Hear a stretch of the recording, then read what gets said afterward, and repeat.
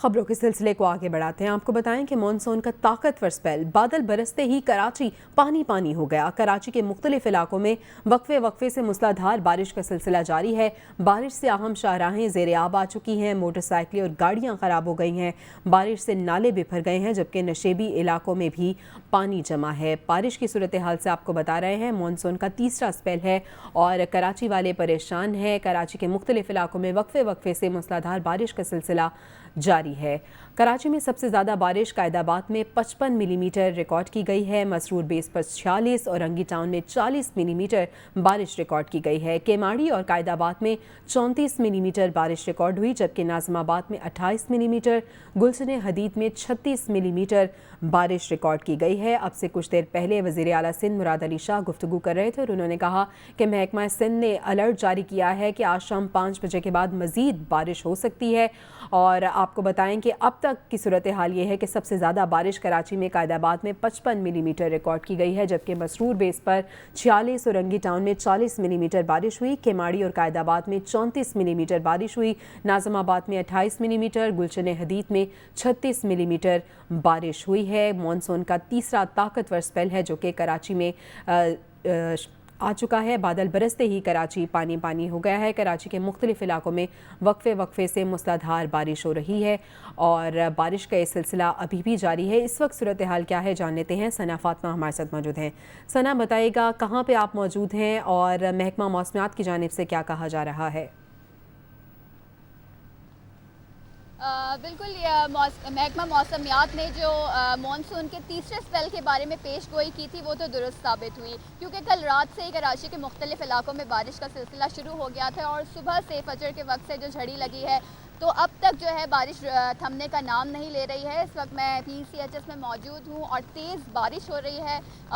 یہاں پر آپ دیکھ رہے ہیں کہ سڑکیں جو ہیں وہ بھی زیر آب آئی ہیں اور کچھ روایتی نشیبی علاقے بھی زیر آب آ چکے ہیں، لیکن اس بات کو سمجھنے کی ضرورت ہے کہ 55 ملی میٹر بارش ہوئی ہے میکسیمم کراچی میں، تو کوئی بھی دنیا کے بڑا سے بڑا شہر بھی ہوگا اس میں سڑکیں اور نشیبی علاقے زیر آب آ جانا ایک فطری عمل ہے۔ پرابلم یہ ہے کہ جو ہمارے نالے ہیں کراچی کے، وہ جب گٹر کے پانی میں جو بارش کا پانی مکس ہوتا ہے وہ اوور فلو ہوتا ہے تو ان علاقوں میں شہریوں کے لیے بہت زیادہ پریشانی کا باعث بنتا ہے۔ تو نارتھ ناظم آباد کا علاقہ ہے اور ناگن چورنگی کا علاقہ ہے جہاں پہ نالے اوور فلو ہو گئے ہیں، وہاں پہ شہریوں کو کافی زیادہ پرابلم کا سامنا ہے۔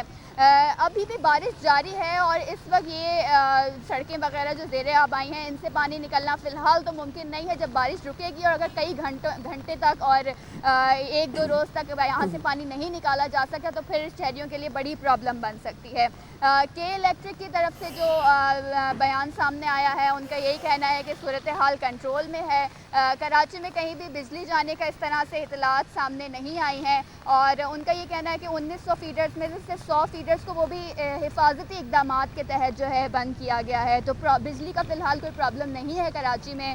وزیر اعلیٰ سندھ نے کراچی کے مختلف علاقوں کا دورہ بھی کیا اور انہوں نے یہ بھی کہا کہ یہ جو بارش ہے اس کو پکنک نہ سمجھیں، حفاظتی اقدامات رکھیں اور شہریوں سے اپیل کی کہ وہ گھروں میں رہیں کیونکہ اتوار کا دن بھی ہے اور دفاتر وغیرہ نہیں جانا ہوتا، لیکن پھر بھی ہمیں سڑکوں پہ بہت سارے شہری نظر آ رہے ہیں کیونکہ کراچی والے ویسے ہی بارش کے دیوانے ہوتے ہیں، تو بارش برستے ہی جو ہے وہ گھروں سے انجوائے کرنے کے لیے نکل آتے ہیں اور چھٹی کا دن بھی ہے، تو بارش کا پانی کھڑے ہونے کی وجہ سے جو ٹریفک کی روانی بھی متاثر ہے، لیکن اس کے باوجود بھی ہمیں شہری انجوائے کرتے ہوئے نظر آ رہے ہیں۔ کراچی میں آپ کو پتہ ہے کہ ہیومڈ ویدر ہے اور پورا سال ہی شدید گرمی رہتی ہے، تو اس مہینے کے شروع میں بھی جس طرح سے گرمی تھی، اب جب سے بارشیں ہوئی ہیں تو وہ گرمی کا زور بھی ٹوٹا ہے۔ اس وقت بہت زیادہ خوشگوار موسم ہو گیا اور میں بارش میں کچھ بھیگی بھی ہوں تو مجھے ہلکی ہلکی ٹھنڈ بھی لگ رہی ہے، تو موسم کافی زیادہ خوشگوار ہے اور کراچی کے شہری بارش کو انجوائے بھی کر رہے ہیں۔ جن علاقوں میں جو ہے